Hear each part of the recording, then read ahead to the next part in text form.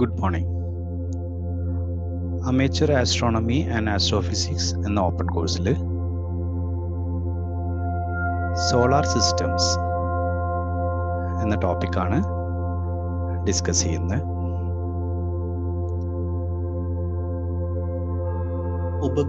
ഗ്രഹങ്ങളും ഉപഗ്രഹങ്ങളെയും കൂടാതെ കാണപ്പെടുന്ന വസ്തുക്കളിൽ ഒന്നാണ് ആസ്ട്രോയിഡ്സ്. പ്രധാനമായും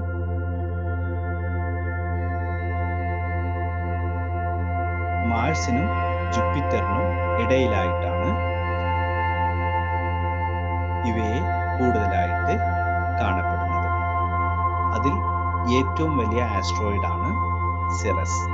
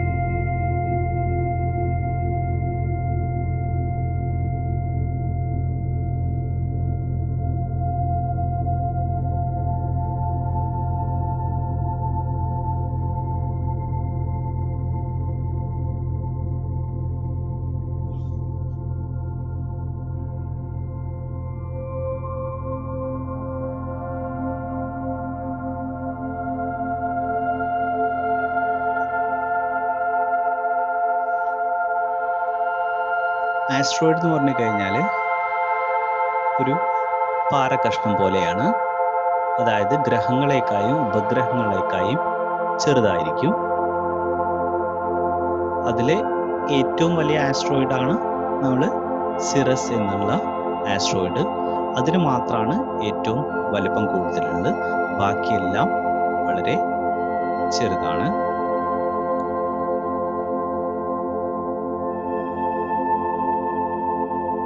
ഇവയെ കാണപ്പെടുന്നത് മാർസിനും ജൂപ്പിറ്ററിനും ഇടയിലായിട്ടാണ് കാണപ്പെടുന്നത്.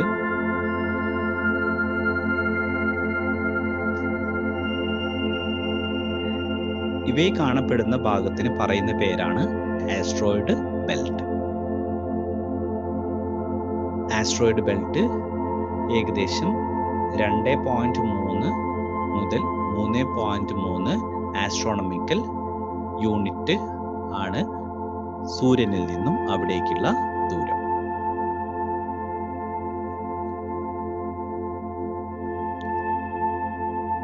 സിറസ് ഒഴികെയുള്ള എല്ലാ ആസ്ട്രോയിഡ്സിനെയും സ്മോൾ സോളാർ സിസ്റ്റം ബോഡീസ് എന്നാണ് പറയുന്നത്. സിറസ് ഏകദേശം അതിൻ്റെ വലിപ്പം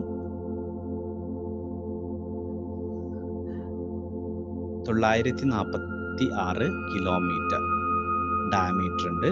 അത് ഏകദേശം 2.77 ആസ്ട്രോണമിക്കൽ യൂണിറ്റ് ദൂരത്തിലാണ് കാണപ്പെടുന്നത്.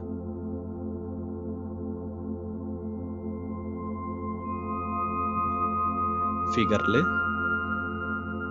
കാണിച്ചിരിക്കുന്നത് ജൂപ്പിറ്ററിൻ്റെയും അതേപോലെ തന്നെ മാർസിൻ്റെയും ഇടയിൽ ഈ കാണുന്ന ഭാഗത്താണ് ആസ്ട്രോയിഡിനെ കാണപ്പെടുന്നത്. ഇതിനെയാണ് ആസ്ട്രോയിഡ് ബെൽറ്റ് ആയിട്ട് പറയുന്നത്.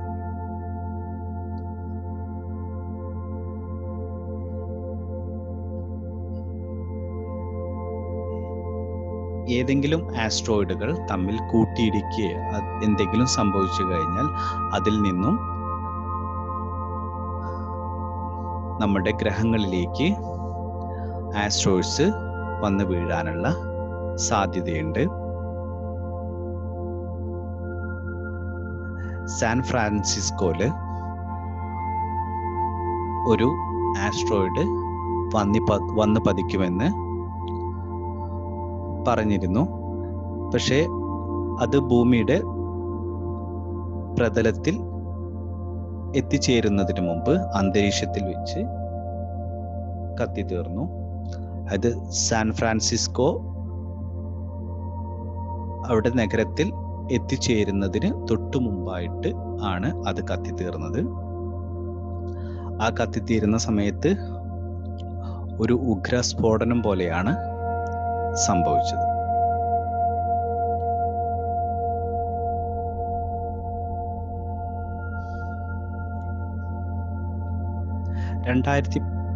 ജൂലൈ 12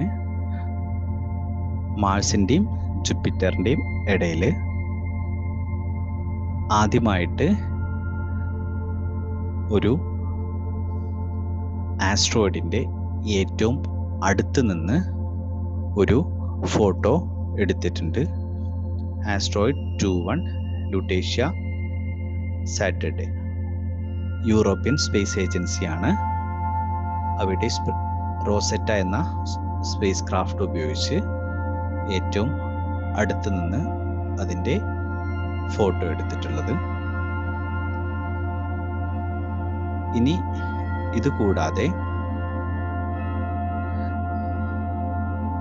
ബെൻ എന്ന് പേരുള്ള ഒരു ആസ്ട്രോയിഡിലെ അതിലെ കമ്പോണന്റ് എന്താന്ന് എന്നറിയാൻ വേണ്ടിയിട്ട് ഒരു മിഷൻ നടക്കുന്നുണ്ട്. അതിനു വേണ്ടിയിട്ടുള്ള കാര്യങ്ങൾ 2016 സ്റ്റാർട്ട് ചെയ്തിട്ടുണ്ട്. 2023 ആവുമ്പോഴേക്കും ആസ്ട്രോയിഡിന്റെ സർഫസിൽ എത്തിച്ചേർന്ന് അതിൽ നിന്ന് കുറച്ച് ഭാഗം, അതായത് അതിലെ കണ്ടന്റ് എന്താ എന്ന് മനസ്സിലാക്കാൻ വേണ്ടിയിട്ട് അതിൽ നിന്നും കുറച്ച് അവശിഷ്ടങ്ങൾ ശേഖരിക്കാൻ വേണ്ടിയിട്ടുള്ള ഒരു മിഷൻ നടത്തുന്നുണ്ട്.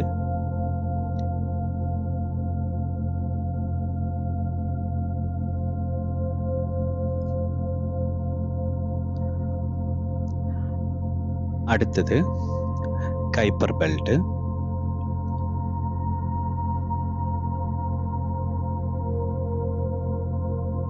നെപ്റ്റ്യൂണിന് ശേഷം, നെപ്റ്റ്യൂണിന് അപ്പുറത്ത് ആസ്ട്രോയിഡുകൾ പോലെ തന്നെ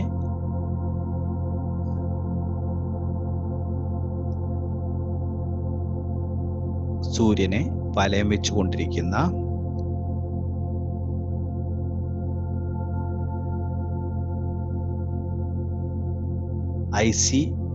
ഐസ് രൂപത്തിലുള്ള കഷ്ണങ്ങൾ ഈ കൈപ്പർ ബെൽറ്റിലൂടെ സഞ്ചരിക്കുന്നുണ്ട്. കൈപ്പർ ബെൽറ്റിന്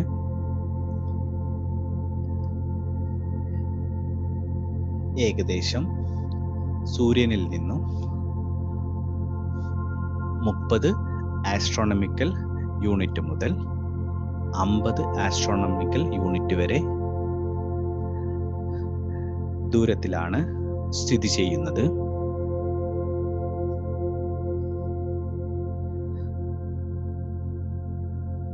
കൈപ്പർ ബെൽറ്റിലെ ഏറ്റവും വലിയ നോൺ ഒബ്ജക്റ്റ് ആണ് പ്ലൂട്ടോ. ആദ്യകാലങ്ങളിൽ പ്ലൂട്ടോ ഒരു ഗ്രഹമായിരുന്നു. 2006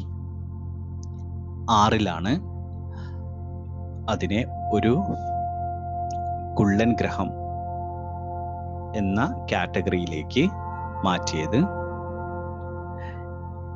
പ്ലൂട്ടോയുടെ ഏറ്റവും വലിയ ഉപഗ്രഹമാണ് ചാരൺ.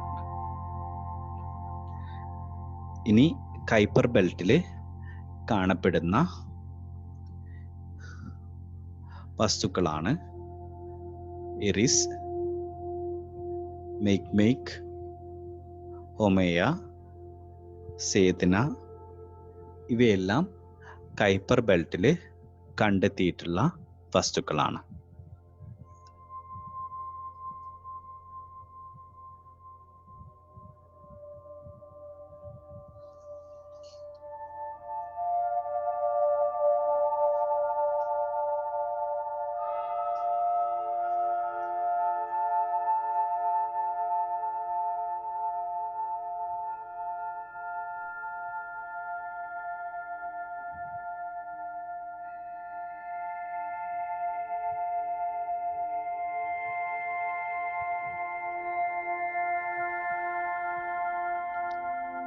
അടുത്തത് ഊർട്ട് ക്ലൗഡ്.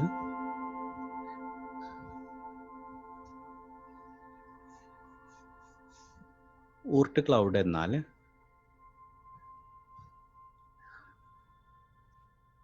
ഏകദേശം 1,00,000 ആസ്ട്രോണമിക്കൽ യൂണിറ്റിനും 5,000 ആസ്ട്രോണമിക്കൽ യൂണിറ്റിനും ഇടയിൽ കാണപ്പെടുന്ന വിശാലമായിട്ടുള്ള ഒരു സ്ഫെറിക്കൽ ക്ലൗഡാണ്. ഐസി ബോഡീസിൻ്റെ ഒരു സ്ഫെറിക്കൽ ക്ലൗഡിനെയാണ് ഊർട്ട് ക്ലൗഡായിട്ട് പറയുന്നത്.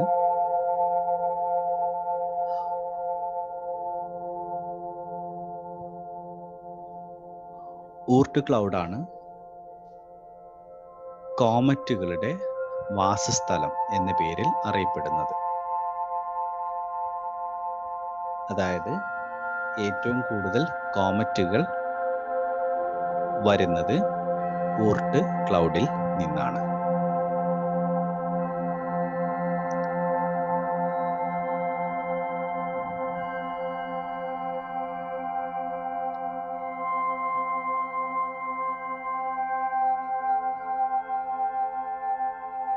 ഷോർട്ട് പീരീഡ് ആയിട്ടുള്ള കോമറ്റ്സ്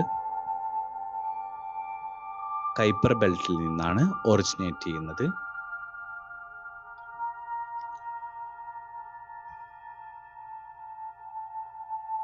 ലോങ്ങർ പീരീഡ് ആയിട്ടുള്ളവയാണ് ഊർട്ട് ക്ലൗഡിൽ നിന്നും വരുന്നത്.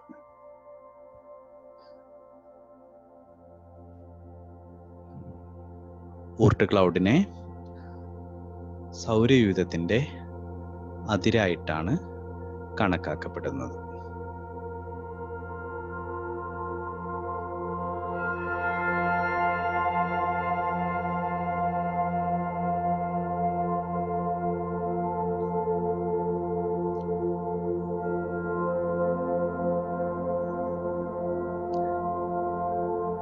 മാർസിനും ജൂപ്പിറ്ററിനും ഇടയിലുള്ള ആസ്ട്രോയിഡ് ബെൽറ്റാണ് കാണുന്നത്.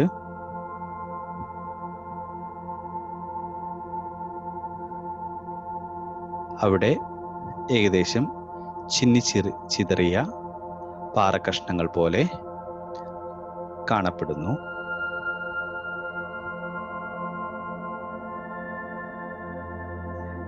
ഇതിൽ നിന്നും വിട്ടുപോരുന്ന വസ്തുക്കളാണ്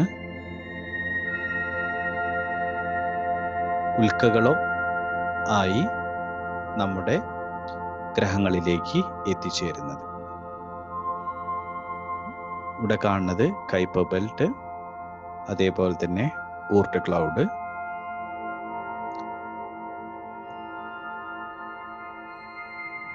ഊർട്ട് ക്ലൗഡിനെ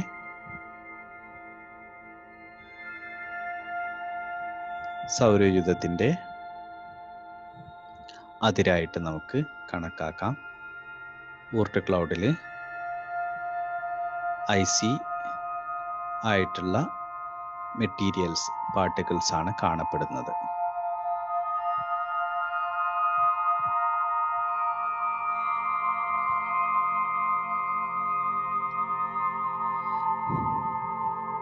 ഇനി ഗ്രഹങ്ങളും ഉപഗ്രഹങ്ങളും കൂടാതെ സൗരയൂഥത്തിൽ ഉള്ള വസ്തുക്കളാണ് നമ്മൾ പറഞ്ഞു ആസ്ട്രോയിഡ്സ്. ആസ്ട്രോയിഡ്സിനേക്കാളും വലിപ്പം കുറഞ്ഞിട്ടുള്ള വസ്തുക്കളാണ് ഉൽക്കകൾ. ഉൽക്കകൾ അല്ലെങ്കിൽ അതിനെ മെറ്റീറോയിഡ്സ് എന്ന പേരിലാണ് അറിയപ്പെടുന്നത്. അവ അന്തരീക്ഷത്തിലേക്ക് എത്തിച്ചേരുമ്പോൾ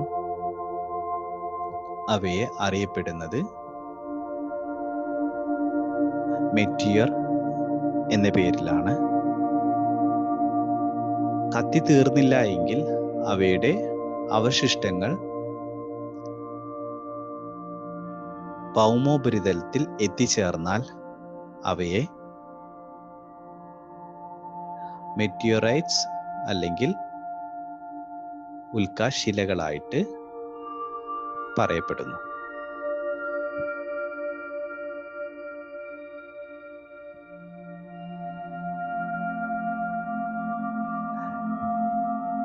വളരെ ചെറിയ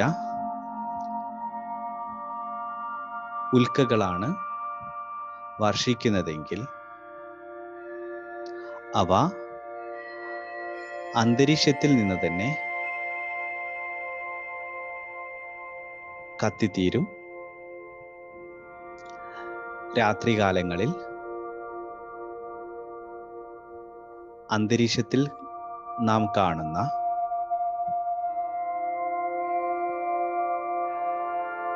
പ്രതിഭാസം ഇവ കാരണമുണ്ടാവുന്നതാണ്. അതിനെയാണ് നമ്മൾ ഷൂട്ടിംഗ് സ്റ്റാർസ് ആയിട്ട് പറയുന്നത്. അത് ഉൽക്കകൾ കത്തിത്തീരുന്നതാണ്. ചില മാസങ്ങളിൽ ഇവ വളരെ കൂടുതലായി കാണപ്പെടും. അടുത്തത് കോമറ്റ്സ്.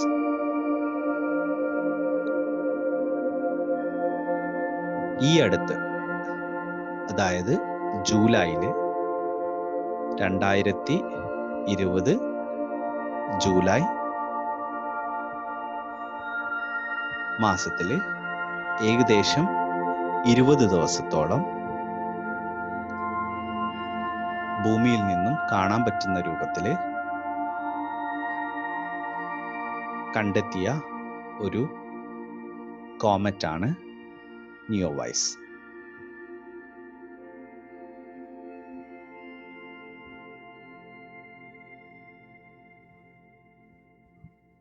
ആദ്യമായിട്ട് ഇതിനെക്കുറിച്ച് മനസ്സിലാക്കിയത് മാർച്ച് 27-നാണ്.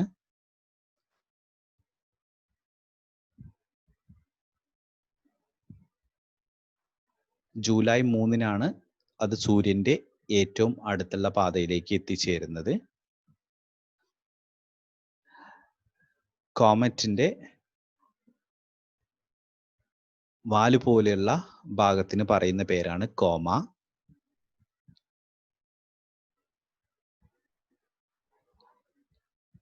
ആ വാലിന് ഏകദേശം 1-2 കിലോമീറ്റർ ദൂരത്തേക്ക് നീളമുണ്ടാവാം. ഒരു കോമറ്റ്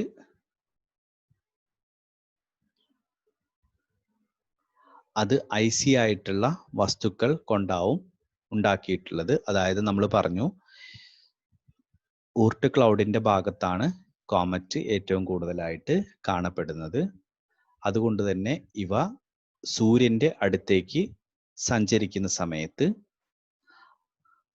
അതിൽ നിന്നുള്ള ഐസ് ഉരുകുകയും അത് ഇതിന്റെ ഒരു വാല് പോലെ കാണപ്പെടുകയും ചെയ്യും. സൂര്യന്റെ വെളിച്ചം തട്ടിയിട്ട് തിളങ്ങുന്നത് കൊണ്ടാണ് അതിനെ ആ ഒരു വാല് രൂപത്തിൽ കാണപ്പെടുന്നത്.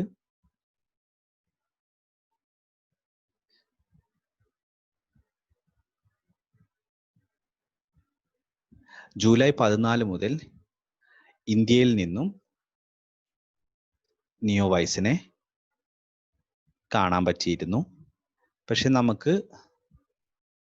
നഗ്നനേത്രങ്ങൾ കൊണ്ട് കാണാൻ പറ്റില്ല. ടെലസ്കോപ്പുകൾ ഉപയോഗിച്ച് മാത്രമാണ് ഇതിനെ കാണാൻ പറ്റുന്നത്.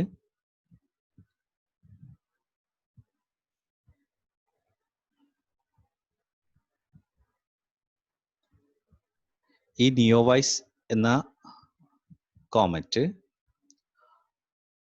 3000 വർഷത്തിൽ ഒരിക്കൽ മാത്രമാണ്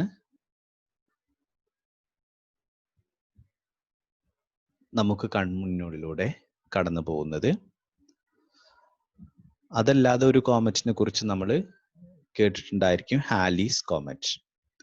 1986-ലാണ്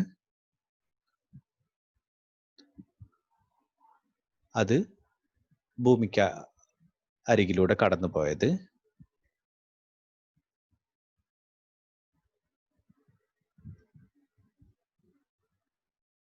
ഇനി ഏകദേശം കുറച്ചു വർഷങ്ങൾക്ക് ശേഷം ഹാലിയുടെ ധൂമകേതുവിനെ, ഹാലീസ് കോമറ്റിനെ നമുക്ക് കാണാൻ പറ്റും.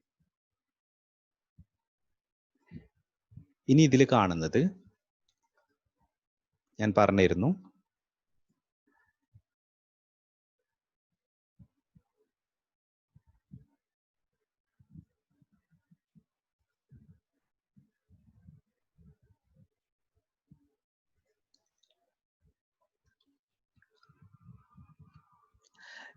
സാൻ ഫ്രാൻസിസ്കോ നഗരത്തിൽ ഒരു ആസ്ട്രോയിഡ് വന്നു പതിക്കാനുള്ള സാധ്യതയുണ്ട് എന്ന മുന്നറിയിപ്പ് കാരണം അവിടെ നിന്ന് ജനങ്ങളെ മാറ്റുകയും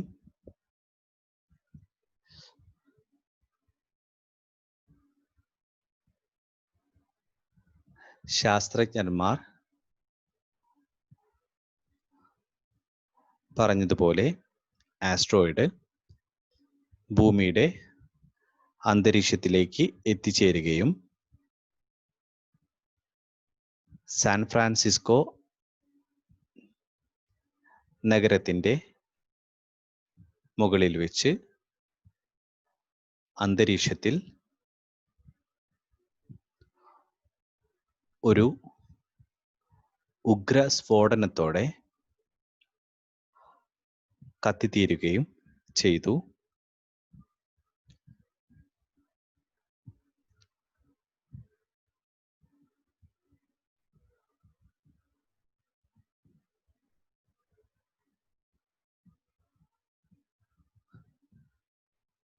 ആസ്ട്രോയിഡ് പതിക്കുമെന്ന മുന്നറിയിപ്പ് കിട്ടിയത് മുതൽ അവിടുത്തെ ജനങ്ങൾ വളരെ പരിഭ്രാന്തിയിലായിരുന്നു. വീഡിയോയിൽ കാണാം അതിൻ്റെ ആഘാതം.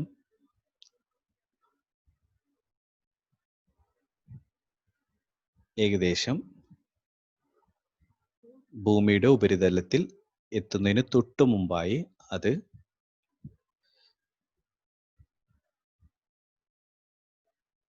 കത്തിത്തീരുകയാണ് ഉണ്ടായത്.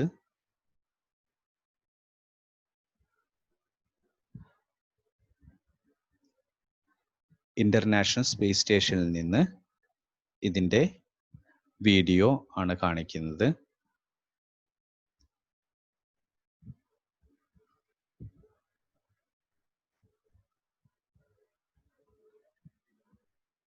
മാറിപ്പോയ ജനങ്ങൾ ഇത് വീക്ഷിക്കുന്നതാണ്.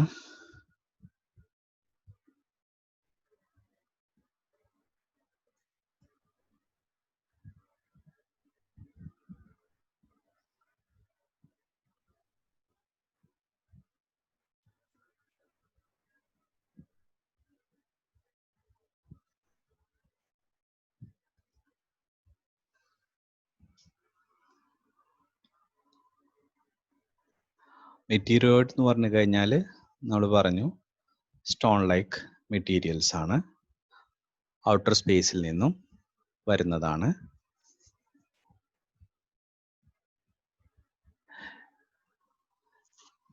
ഇനി അന്തരീക്ഷത്തിലേക്ക് പ്രവേശിച്ചു കഴിഞ്ഞാൽ ഇവ പ്രകാശിക്കാൻ തുടങ്ങും, അതായത് കത്തുന്നത് കാരണം ചൂടായി കത്തും. ആ സമയത്ത് ഇവയെ വിളിക്കുന്നതാണ് മെറ്റിയോർ, അല്ലെങ്കിൽ അതിനെ ഷൂട്ടിംഗ് സ്റ്റാർ എന്ന പേരിൽ അറിയപ്പെടും. ഇനി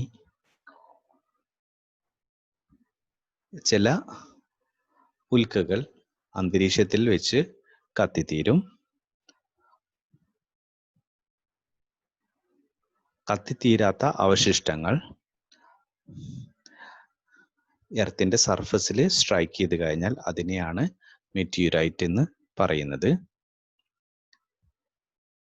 ഇനി അങ്ങനെ ഒരു ഉൽക്ക വന്ന് പതിച്ചു കഴിഞ്ഞാൽ അത് ഭൂമിയിൽ നല്ല ആഘാതങ്ങൾ ഉണ്ടാക്കും. ഉൽക്ക വളരെ വലുതാണെന്നുണ്ടെങ്കിൽ അത്ര വലിയ കുഴികൾ ഉണ്ടാവാനുള്ള സാധ്യതയുണ്ട്. മഹാരാഷ്ട്രയിലെ, ഇന്ത്യയിലെ മഹാരാഷ്ട്രയിലെ ലൂണാർ ലേക്ക് ഇങ്ങനെ ഉണ്ടായിട്ടുള്ള ഒരു ലേക്കായി ശാസ്ത്രജ്ഞന്മാർ കണ്ടെത്തിയിട്ടുണ്ട്. അതുകൂടാതെ 2 സ്ഥലങ്ങളിൽ കൂടി ഇതേപോലെ ഉൽക്കകൾ ഇന്ത്യയിൽ പതിച്ചിട്ടുണ്ട്.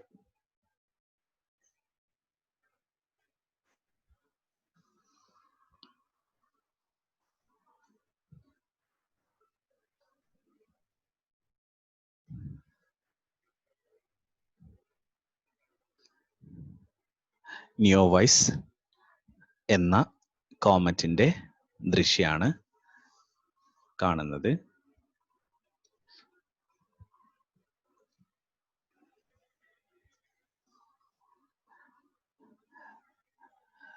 ഒരു കോമറ്റ് എന്ന് പറഞ്ഞു കഴിഞ്ഞാൽ ഡേർട്ടി ഐസും ഡസ്റ്റും ഗ്യാസും അടങ്ങിയതാണ്. കോമറ്റ് സണ്ണിന്റെ അടുത്തേക്ക് എത്തിച്ചേരുമ്പോൾ ഈ ഐസ് ഉരുകും.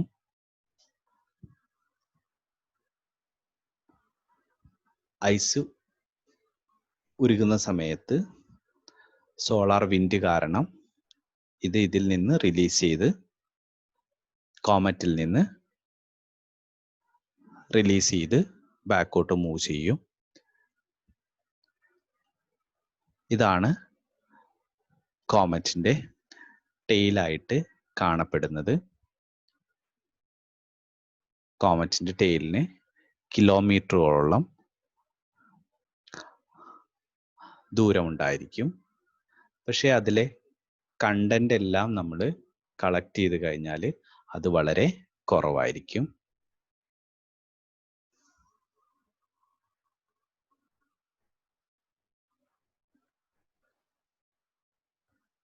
ഇനി അവയുടെ പാത, കോമറ്റുകളുടെ പാത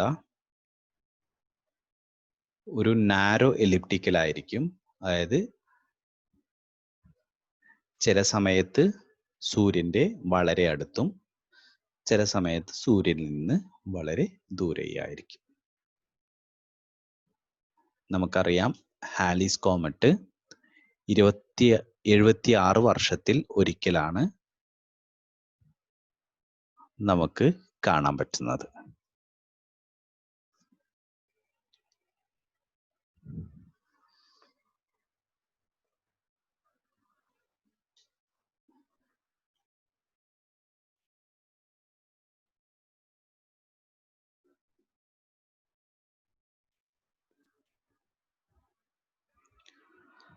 വീഡിയോയിൽ കാണിക്കുന്നത് ബെന്നു എന്ന ആസ്ട്രോയിഡിനെ കുറിച്ച് പഠിക്കാൻ വേണ്ടിയിട്ട് 2016 ഒരു മിഷൻ സ്റ്റാർട്ട് ചെയ്തിട്ടുണ്ട്.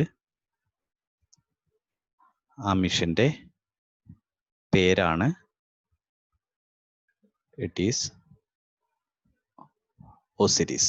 Osiris Rex.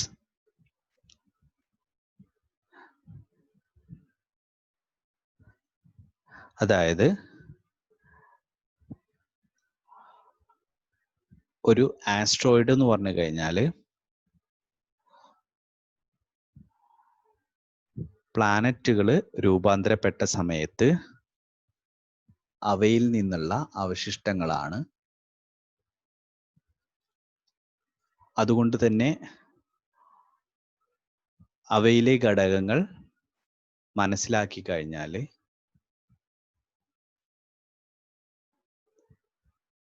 സൗരയൂഥത്തിന്റെ ഫോർമേഷനെ കുറിച്ചും യൂണിവേഴ്സിന്റെ ഫോർമേഷനെ കുറിച്ചുള്ള കൂടുതൽ വിവരങ്ങൾ നമുക്ക് കണ്ടെത്താൻ പറ്റും.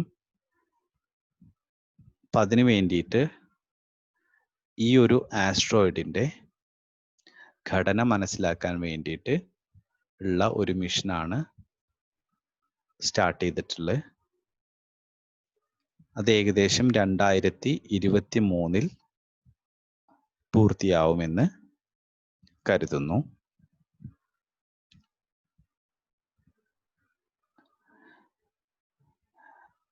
ഈ ആസ്ട്രോയിഡ് മൂവ് ചെയ്തുകൊണ്ടിരിക്കുന്ന ഒരു ആസ്ട്രോയിഡിൽ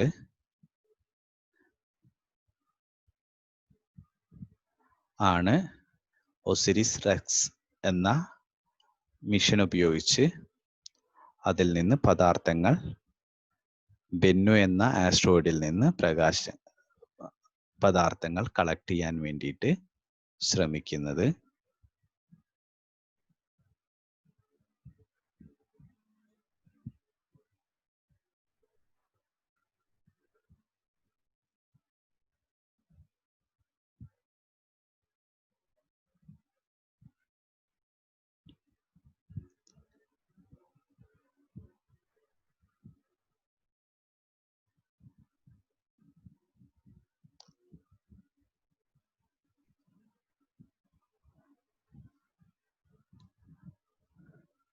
അതിൻ്റെ സർഫസിൽ നിന്നും പദാർത്ഥങ്ങൾ കളക്ട് ചെയ്ത്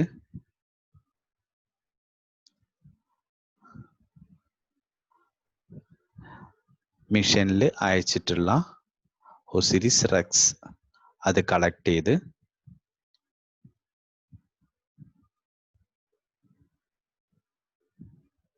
യൂറോപ്യൻ സ്പേസ് ഏജൻസിയിലേക്ക്